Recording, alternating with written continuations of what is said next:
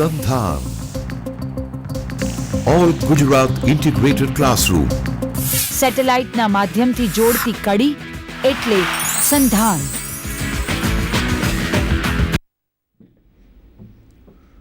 નમસ્કાર મિત્રો, સંધાનના કાર્યક્રમના ઉપક્રમે આજે ઇતિહાસનો વિષય છે રાષ્ટ્રીય જાગૃતિના પરિબળો. મારા સાથી અધ્યાપક મિત્ર ફાલ્ગુનીબેન HK આર્ટ્સ કોલેજમાં ઇતિહાસ વિષયમાં 23 વર્ષથી સેવા બજાવી રહ્યા છે. હું RH પટેલ આર્ટ્સ કોમર્સ કોલેજમાં 20 વર્ષથી સેવા બજાવી રહ્યો છું. આજનો ટોપિક્સ છે રાષ્ટ્રીય જાગૃતિના પરિબળો. ભારતની અંદર આપણે જાણીએ છીએ પ્રમાણે બ્રિટિશરોનું 100 થી 150 વર્ષના શાસનમાં ભારતે ઘણી ચડતી પડતી જોઈ છે. અનેક નાના મોટા આંદોલનો થયા ગાંધી યુગ પૂર્વે અને ગાંધી યુગ પછી. તો આ આંદોલનો શરૂ થયા એ પૂર્વે ભારતની અંદર એવા કયા કયા પરિબળોએ જન્મ લીધો જેના કારણે ભારતના લોકોમાં એક પ્રકારની રાષ્ટ્રીય જાગૃતિ આવી, અને આ રાષ્ટ્રીય જાગૃતિના માટે કયા કયા પરિબળો જવાબદાર હતા. કોઈ પણ ઘટના હોય, કોઈ પણ ક્રાંતિ હોય, એના માટે કોઈ એક કે બે પરિબળો જવાબદાર નથી હોતા, પરંતુ અનેક પરિબળો જવાબદાર હોય છે.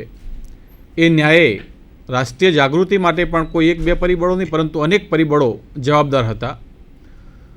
સૌ પ્રથમ તો રાષ્ટ્રવાદ એટલે શું, રાષ્ટ્રવાદની ડેફિનેશન અને યુરોપીય રાષ્ટ્રવાદની ભારત ઉપર શું અસર હતી એની વાત આપણને મારા સાથી અધ્યાપક મિત્ર ફાલ્ગુનીબેન કરશે.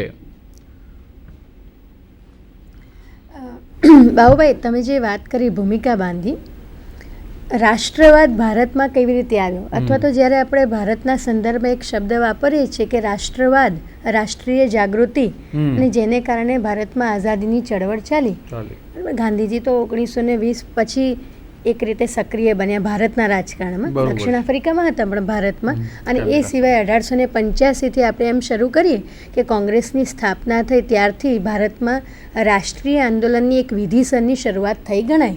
એ પહેલાં 1857નો વિપ્લવ ઈસ્ટ ઇન્ડિયા કંપનીની સામે, અને એ અર્થમાં અંગ્રેજી પ્રજાએ લાદેલા વેપારી તંત્રની સામે તો થઈ ચૂક્યો જ હતો, પણ એને બાજુ પર રહેવા દઈએ તો આખી જે રાષ્ટ્રીય ચળવળની પાછળનો જે મુખ્ય ભાવ છે રાષ્ટ્રવાદ અથવા તો રાષ્ટ્ર પ્રત્યેનો પ્રેમ, એ શું છે ખાસ કરીને ભારતના સંદર્ભમાં, એ સમજવા માટે સહેજ આપણે યુરોપના રાષ્ટ્રવાદને પણ સમજવો પડે.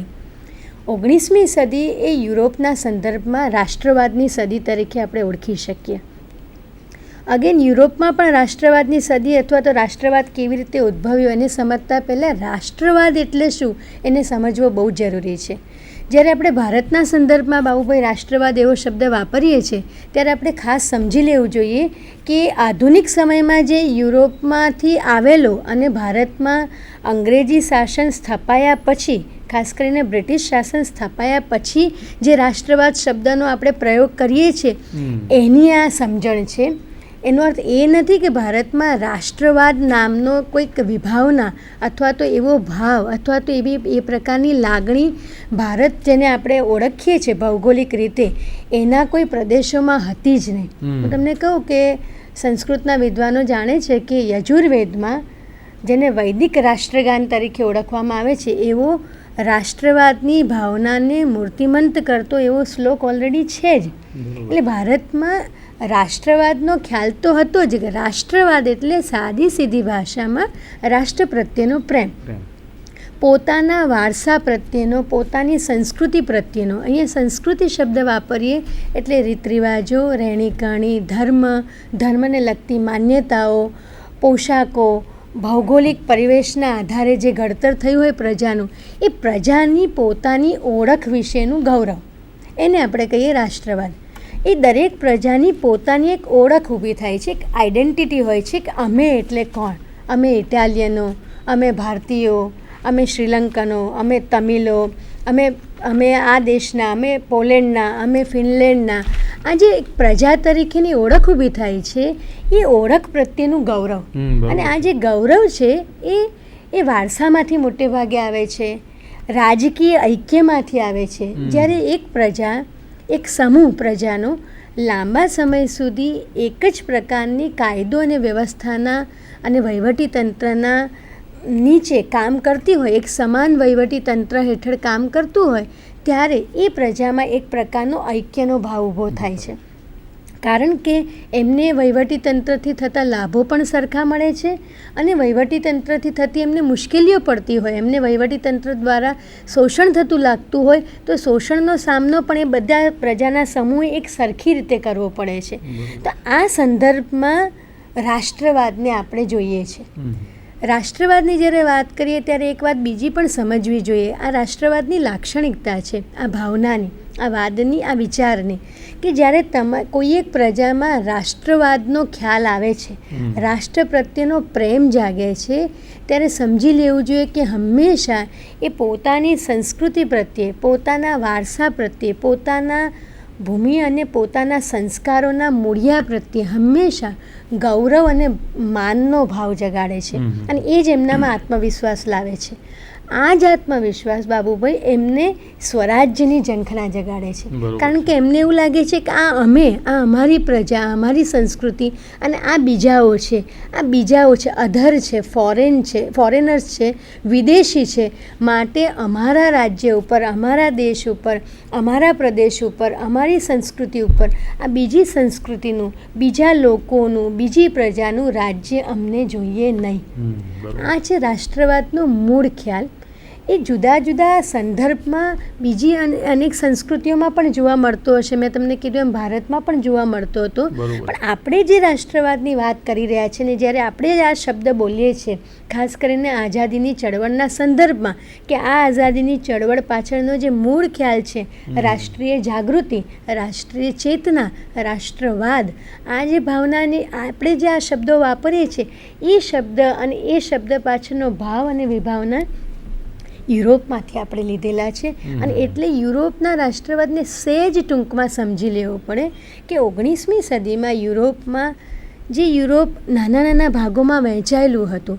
એ નાના નાના પ્રદેશોના રાજાઓમાં અને પ્રજામાં એક પ્રકારનો આત્મસન્માન અને ગૌરવનો ભાવ જાગ્યો અને એમણે એવું કીધું કે અમારા દેશમાં અમારું રાજ્ય હોવું જોઈએ, વિદેશી શાસનમાંથી અમને મુક્તિ જોઈએ છે, અમને સ્વરાજ્ય જોઈએ છે, અમને સ્વતંત્રતા જોઈએ છે અને અમારી સંસ્કૃતિ એ શ્રેષ્ઠ સંસ્કૃતિઓ છે, અમારા રીત રિવાજો, રહેણીકરણી શ્રેષ્ઠ છે.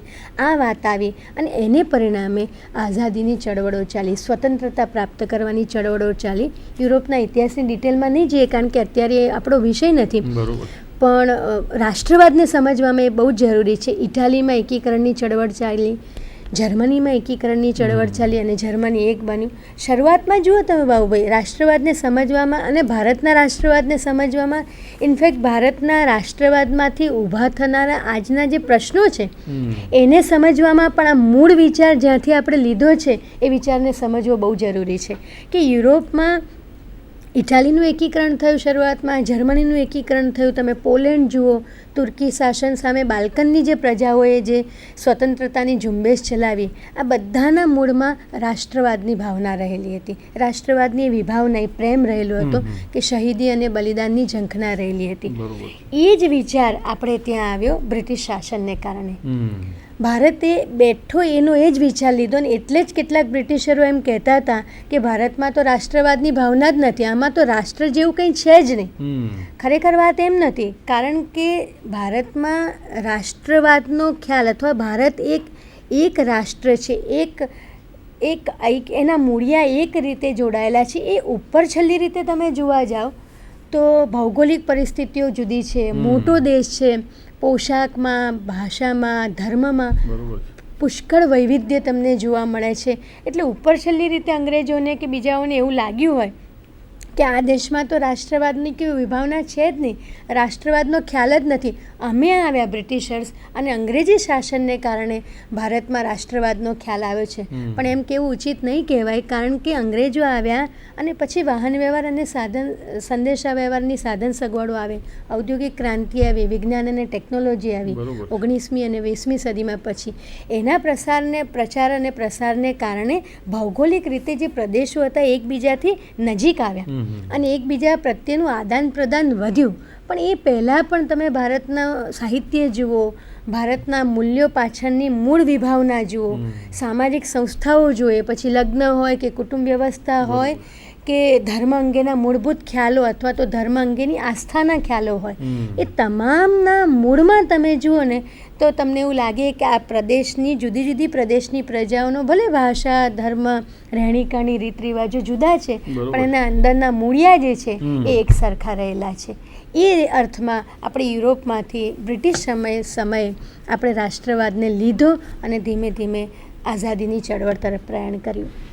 બહુ સરસ બેને આપણને ભારતની અંદર રાષ્ટ્રવાદ જે શરૂ થયો એના માટે યુરોપની કંઈક અંશે ઇફેક્ટ હતી. સ્વાભાવિક છે કે ભાઈ આ રાષ્ટ્રવાદના કારણે દરેક પ્રજાને એવું થયું કે ભાઈ આપણે ક્યાંક ને ક્યાંક કોઈ વિદેશી સત્તા નીચે કચડાઈ રહ્યા છીએ, ક્યાંક ને ક્યાંક નાના મોટા આપણને અન્યાયો થઈ રહ્યા છે. તો આવી વિભાવના સ્પષ્ટ થયા પછી જ એમને જે જુદી જુદી બાબતો ઊભી થઈ એમાંથી એક પ્રકારનું રાષ્ટ્રીય ઐક્ય આવ્યું. તો રાષ્ટ્રીય જાગૃતિ માટે અનેક પરિબળો જવાબદાર છે. આપણે એની પાયાથી શરૂઆત કરીશું. ખાસ કરીને આપણે જાણીએ છીએ કે ભાઈ ઇંગ્લેન્ડની અંદર ઈસ્ટ ઇન્ડિયા કંપનીની સ્થાપના 1600માં થઈ. ઈસ્ટ ઇન્ડિયા કંપનીનો ઉદ્દેશ હતો કે યુરોપના દેશો માટે પૂર્વના દેશોમાં જો પૂર્વના દેશોની અંદર જે ગરમ મરી મસાલા છે, તેજાના છે, આ ચીજ વસ્તુઓ યુરોપના પૂર્વના દેશોમાંથી ખાસ કરીને ભારત છે એમાંથી યુરોપમાં લઈ જવી અને મોટો નફો કમાવો. શરૂઆતમાં ઈસ્ટ ઇન્ડિયા કંપની એક વેપારી કંપની હતી, આપણે જાણીએ છીએ. ભારતમાં આવ્યા પછી ઈસ્ટ ઇન્ડિયા કંપનીના સંચાલકોએ જોયું કે ભાઈ આપણે એ સમયે મોગલોનું શાસન હતું. આપણે બહુ જાણીએ છીએ કે ભાઈ જહાંગીર એ સર્વે સર્વા ભારતની અંદર મોગલ શાસક કરતા હતા. એમનો પરવાનો લેવામાં આવ્યો અને એ સાથે સુરત મુકામે પ્રથમ વેપારી કોઠીની સ્થાપના થઈ. એ પછી અંગ્રેજોએ જોયું કે ભાઈ આપણે એમની પરમિશન લેવી પડે છે, વેપાર ઉપર રિસ્ટ્રિક્શન છે. ભારતની અંદર જુદા જુદા રાજ્યો હતા, દરેક રાજ્યની સંસ્કૃતિ જુદી હતી, બોલચાલની ભાષા જુદી હતી, સાહિત્ય જુદું હતું. આ સંજોગોમાં અંગ્રેજોને થયું કે ભાઈ આ ભારતના જ રાજ્યો હોવા છતાં પોતાને સ્વતંત્ર દેશ સમજે છે અને અંદરો અંદર લડાઈ કરે છે, ઝઘડા કરે છે. તો આમાંથી આપણું જે સ્વપ્ન છે વેપારમાંથી આપણે રાજકીય દ્રષ્ટિએ પણ ધ્યાન રાખવું જોઈએ. અને આપણે જાણીએ છીએ કે ભાઈ 1757ની અંદર પ્લાસીનું યુદ્ધ થયું. પ્લાસીના યુદ્ધની અંદર એક બાજુ બંગાળનો નવાબ સિરાજુદ્દૌલા છે, બીજી બાજુ રોબર્ટ ક્લાઇવ છે. સિરાજુદ્દૌલા પાસે બહુ મોટું લશ્કર હતું એટલે એને એમ હતું કે ભાઈ આપણે વિજયી બનીશું.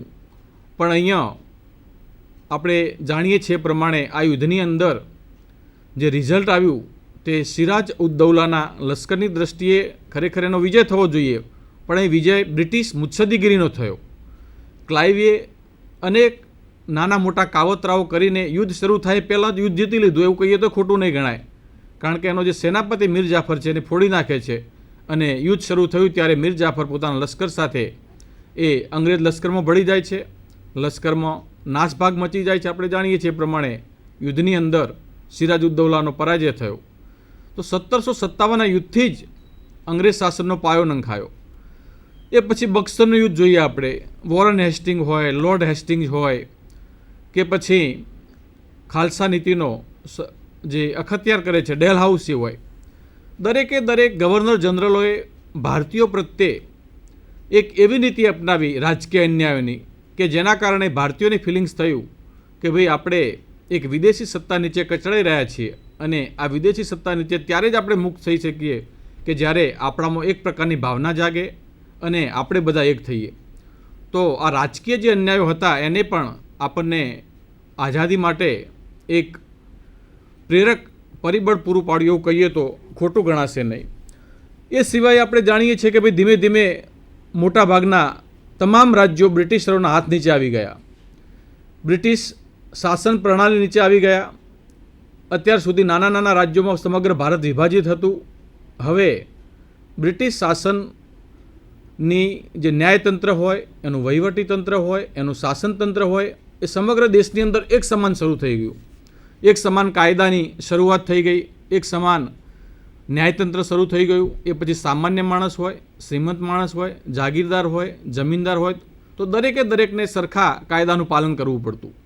તો આ પ્રમાણે જે રાજકીય એકતાનું અંગ્રેજોએ જે સર્જન કર્યું એના કારણે એક રાષ્ટ્રીય વિભાવના ઊભી થઈ અને સમગ્ર દેશ બ્રિટિશરોના અંકુશ નીચે આવ્યો. બ્રિટિશરોની સારી પોલિસી હોય કે ખરાબ પોલિસી હોય, એ દરેક પોલિસીનું સમગ્ર ભારતના લોકોને એનું પાલન કરવાનું હતું અને આના કારણે એક પ્રકારની એકતા થઈ. અત્યાર સુધી એક રાજ્ય બીજા રાજ્યને અલગ સમજતું હતું, એનું દુશ્મન સમજતું હતું, મિત્ર સમજતું હતું, એ આપણે જાણીએ છીએ. પણ હવે બધા જ રાજ્યો અંગ્રેજોના હાથ નીચે આવી ગયા. સ્વાભાવિક છે કે બધાને નાના મોટા અન્યાયો સહન કરવા પડતા. તો અંગ્રેજ શાસનની આ એક દેન કહીએ તો આપણે ખોટું નહીં ગણી શકાય, કારણ કે સમગ્ર વહીવટીતંત્રના કારણે જ આ અલગ અલગ રાજ્યોમાં વહેંચાયેલું ભારત એક બન્યું અને એક પ્રકારની રાષ્ટ્રીય વિભાવના આવી, એવું કહીએ તો ખોટું ગણાશે નહીં. ત્રીજું પરિબળ આપણે ગણીએ રાષ્ટ્રીય જાગૃતિનું તો અંગ્રેજોની શોષણખોર આર્થિક નીતિ. આપણે જાણીએ છીએ કે અંગ્રેજોની એક જ પોલિસી રહી હતી કે ભારતના ભોગે ઇંગ્લેન્ડને સમૃદ્ધ કરવું. ભારતનું ગમે તે થાય પણ ઇંગ્લેન્ડ સમૃદ્ધ બનવું જોઈએ, આવી એક પોલિસી અંગ્રેજોએ અખત્યાર કરી હતી. અને સ્વાભાવિક છે કે અમને ખ્યાલ હતો કે આજે નહીં તો કાલે, કાલે નહીં તો પરમ દિવસ ભારતમાંથી એક દિવસ એવો આવશે કે આપણા સામ્રાજ્યને અહીંથી અસ્ત થશે અને ભારત ભવિષ્યમાં સ્વતંત્ર પણ બનશે. એટલે જે કંઈ મળી શકે, જે કંઈ શોષણ થઈ શકે એટલું આપણે ભારતનું શોષણ કરવું જોઈએ. અને એમાં પહેલી પોલિસી એમની આર્થિક નીતિની હતી. તો અંગ્રેજો આવ્યા એ પહેલાં ભારતની અંદર આપણે જાણીએ છીએ કે અનેક ચીજ વસ્તુઓની, કાપડ હોય, સુતરાઉ કાપડ હોય, મલમલ હોય, એ બધી ચીજ વસ્તુઓની યુરોપના દેશોની અંદર, એશિયાના દેશોની અંદર નિકાસ થતી હતી. ટૂંકમાં ભારત સમૃદ્ધ હતું, અહીંથી નિકાસ થતી, આયાત ચીજ વસ્તુઓ થતી ઓછી હતી, નિકાસ થતી ચીજ વસ્તુઓ વધારે હતી. ઇંગ્લેન્ડની અંદર આપણે જાણીએ છીએ કે ઔદ્યોગિક ક્રાંતિની શરૂઆત થઈ ગઈ હતી અને આ ઔદ્યોગિક ક્રાંતિ માટે ભારતના સંસ્થાનમાંથી એ લોકોની શાની જરૂર